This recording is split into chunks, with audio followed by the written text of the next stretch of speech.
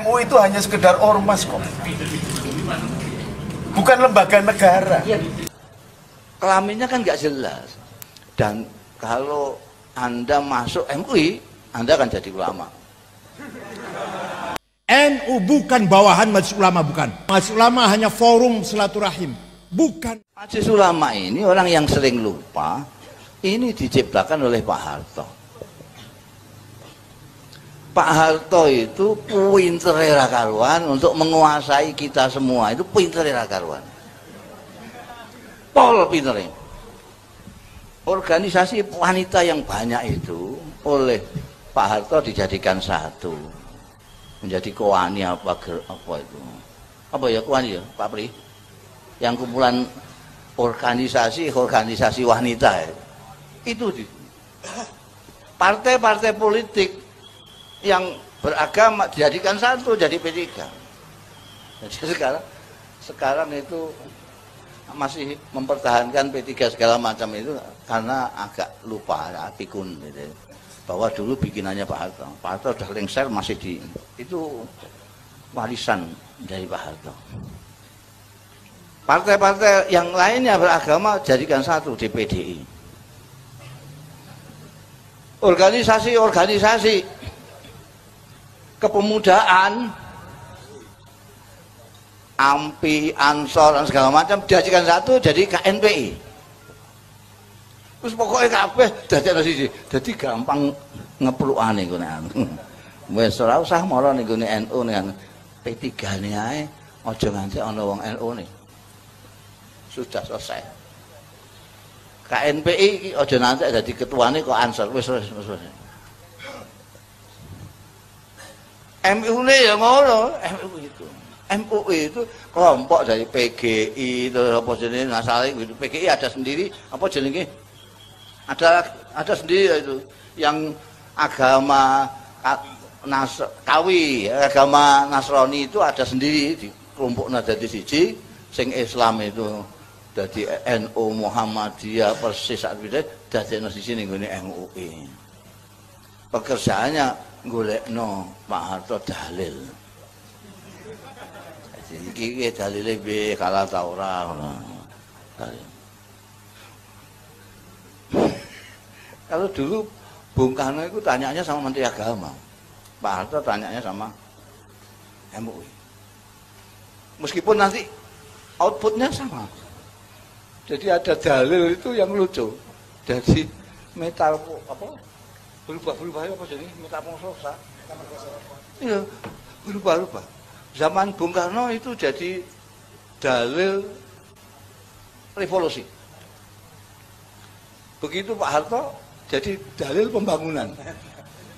Karena itu maknanya ini mau dari Menteri Agama ini beda-beda tuh maknanya. Ini maknanya anu Pak.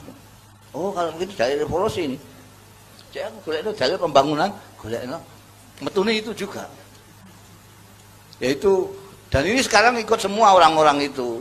Karena penguasa itu memang paling top kalau bikin opini itu. Itu MUI. Dan kalau Anda masuk MUI, Anda akan jadi ulama. Ya tidak mungkin toh jadi pengurus MUI kok tidak ulama itu. Itu namanya majelis ulama kok. Kalau tidak masuk majelis ulama bisa tidak. Tapi kalau sudah jadi pengurus meskipun tukang ketik, ya tetap ulama. Pengurus majelis ulama. Jadi itu, dan itu sampai sekarang itu nggak jelas. Kelaminnya kan nggak jelas. Itu organisasi sosial politik, apa dia instansi pemerintahan, nggak jelas. Tapi dapat APBN. Nah itu Indonesia. Indonesia begitu, nggak jelas nggak apa-apa, pokoknya urip. MUI itu hanya sekedar ormas kok, bukan lembaga negara.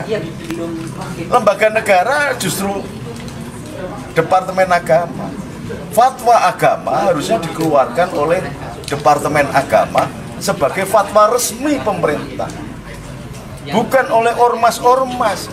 Ormas itu boleh mengeluarkan fatwa untuk masyarakatnya saja yang menjadi pendukung ormasnya, tetapi bukan kemudian mengikat orang Kristen, bukan, tidak perlu terlibat di dalam MUI. Orang Katolik, orang Hindu, Buddha nggak ada kaitannya dengan fatwa MUI, dan itu bukan kemudian menjadi komando masif yang kemudian setelah muncul fatwa MUI itu dianggap sebagai sebuah undang-undang dan kemudian ditegakkan dengan melakukan sweeping. Berarti MUI menjadi biangnya dan sumber negara di dalam negara, tentara di dalam tentara, polisi di dalam polisi. Ini tidak benar. Yang dilakukan MUI sih biasa karena dia mengeluarkan fatwa. Yang jadi persoalan ada ormas ikutannya yang kemudian mengaplikasikan fatwa itu, memaksa melakukan coercion, pemaksaan kepada umat lain yang sesungguhnya tidak dalam kawasan MUI. Ini yang tidak benar. Nah, kalau MUI menyetujui, berarti MUI memang sengaja membuka koridor untuk memunculkan tentara-tentara partikelir yang kemudian menjadi subsidiar, itu menjadi negara di dalam negara. Nah, MUI harus sadar itu, nggak boleh. Jadi subordinat begitu nggak boleh. Maka harus itu, wartawan harus tanya itu.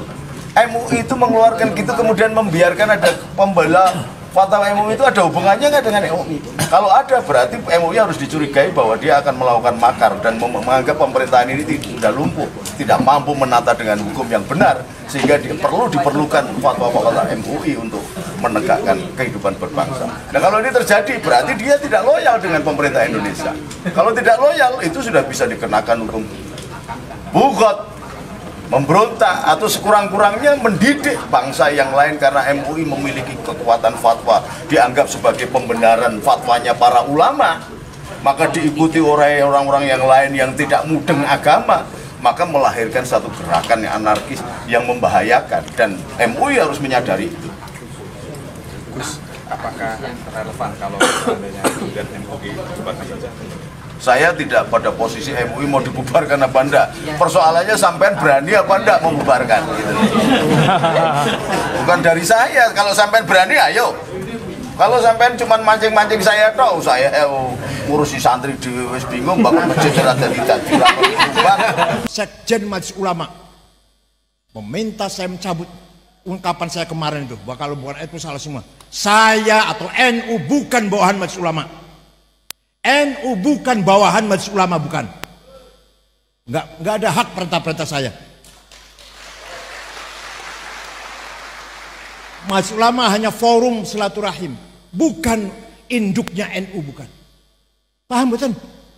Sekali-kali kayak saya gitu loh, nekat.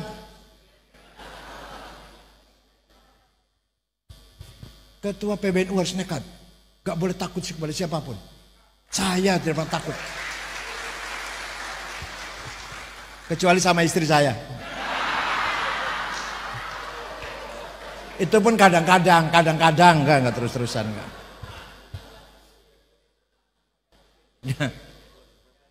Baca Quran yang benar, bitajwid. Harus dengan tahu tajwid baca Qurannya, yatlul alim ayati. Ya, harus paham izhar, idgham, iqlab, ikhfa, qalqalah, mad lazim, mad jaiz.